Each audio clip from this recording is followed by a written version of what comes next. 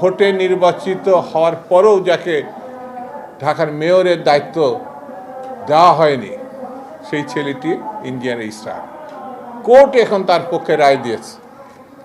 এখন সম্পূর্ণ প্রতিহিংসাবশত দেখবেন এর ব্যাকগ্রাউন্ড মধ্যে ছাত্রলীগ, লুটপাটে চূড়ান্ত করার লক্ষ্যে ইশরাককে ওখানে বসতে দেওয়া হচ্ছে না। কোর্টের আইন যদি না মানা হয় তাহলে তাকে বন্য এবং ফ্যাসিস্ট বলা হয়। সরকার কি সেই লাইনে যাচ্ছে কিনা এখন চিন্তার বিষয়।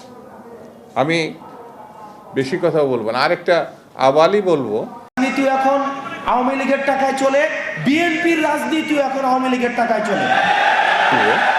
এতই ছোট যে এগুলো আবালের মতো কথা বলছে যে আওয়ামী লীগের কাছ থেকে টাকা নিয়ে বিএনপি রাজনীতি করে। বাবা, বিএনপি যখন রাজনীতি করছে তোমার বাপেরও জন্ম হয় নাই, তোমার তো জন্ম হয় নাই।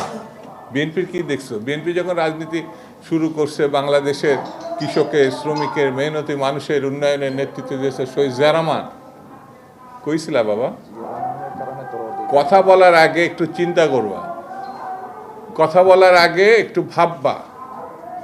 আমরা ভেবেছিলাম তোমরা জাতীয় রাজনীতিতে এসে একটা কিছু হবা, কিন্তু আবালের মতো কথা বললে পরে তোমাদের সম্বন্ধে মানুষের ধারণাটা কোথায় যাচ্ছে একটু ভেবে চিনতে দেখো।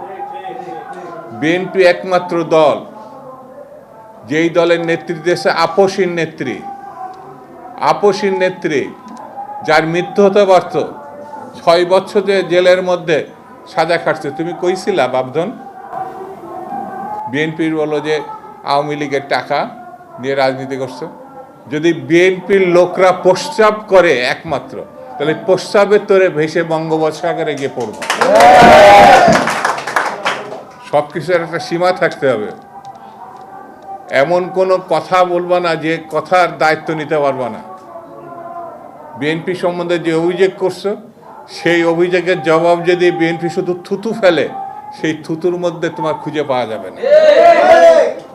সেই জন্য আমি বলবো হিসাব করে কথা বলা, হিসাব করে চলা আর গণতান্ত্রিক রীতিনীতি মানা।